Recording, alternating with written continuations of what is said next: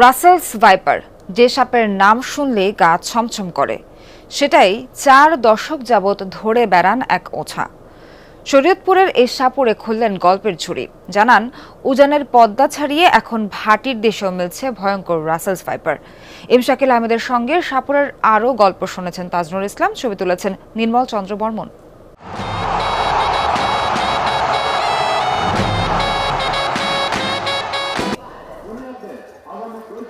মিনু ঢালি সকালের আলো ফুটতেই ডাক পড়ল শরীয়তপুরের সখীপুরের এই সাপুড়ে।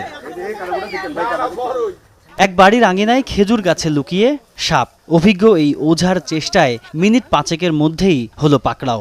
জানা গেল এটি নির্বিষ দাঁড়ার সাপ। শরীয়তপুরের সখীপুর থানায় এসে জীবন্ত রাসেলস ভাইপারের দেখা মিলল। যিনি এই সাপটি ধরেছেন তিনি একজন সাপুড়ে। পদ্মা নদীর যে গতিপথ সেটি চিন্তা করলে শরীয়তপুর এবং এই যে সখীপুর থানা সেটি একটি ভাটি অঞ্চল। এই সাপ এত ভাটিতে চলে এসেছে যেটি সবার জন্যই অনেক বেশি উদ্বেগের কারণ। গল্পের শুরু এখানেই। ষাটোর্ধ্ব এই সাপুড়ে প্রচলিত সাপ ছাড়াও ধরেন বিষধর রাসেলস ভাইপার। জানান, এ পর্যন্ত 10টিরও বেশি ধরেছেন এই প্রজাতি। দেখালেন বাক্সে থাকা সংগ্রহের সাপটিও। বিভিন্ন জায়গায় সাপ ধরতাম, কেউ খবর করত যে ভাই এই ব্যাপারে একটা সাপ অমুক জায়গায় আছে, আমাদেরকে জ্বালা যন্ত্রণা করতেছে, আপনি ভাই সাপটা ধরে নিয়ে আসছেন। তখন তার কোনো টাকা পয়সা কিছু আমরা নিতাম না। তো এর থেকে আস্তে আস্তে আস্তে আস্তে আমার সাহস বা কৌশল সমস্ত কিছু আর কি বাড়তি থাকে।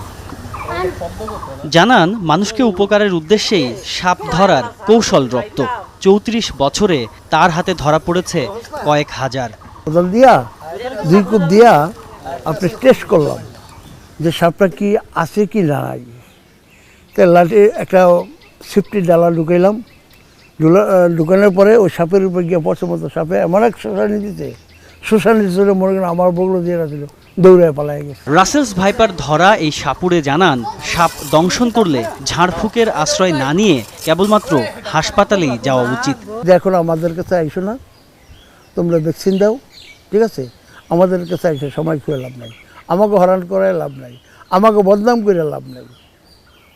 আমরা যাই যা জানি ওই পর্যন্ত কি থাকি, তারপরে অনেক লোক এখনো আমাদের কাছে আসে। রাসেলস ভাইপার সম্পর্কে আতঙ্কিত না হয়ে ঘরে বাইরে সতর্ক থাকার পরামর্শ দেন মিনু ঢালি। তাজনুর ইসলাম, যমুনা নিউজ, সখীপুর, শরীয়তপুর।